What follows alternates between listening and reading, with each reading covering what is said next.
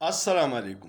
دنیا کے کئی ممالک ٹورزم سے اربوں ڈالر سالانہ کما رہے ہیں، اور اس کا بنیادی فارمولہ ہے کہ ٹورزم کے لیے انفراسٹرکچر اور ٹورسٹ کے لیے سہولتیں اور تحفظ ضروری ہے۔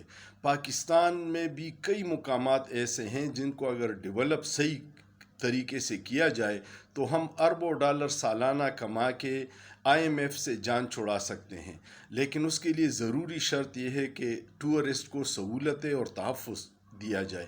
بدقسمتی سے کوئی ایک واقعہ ایسا ہو جاتا ہے جس سے پوری دنیا میں پاکستان کی بدنامی ہوتی ہے۔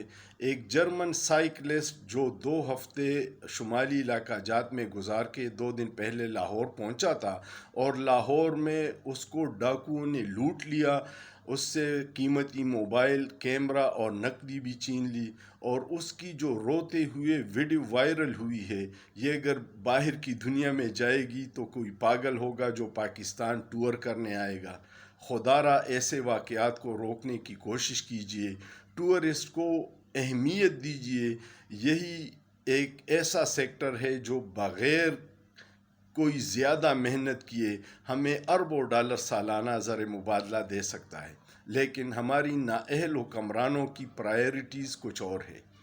اللہ پاکستان اور پاکستانیوں کو اپنے حفظ و امان میں رکھے، لیکن سوچئے، سوچنا جرم نہیں ہے۔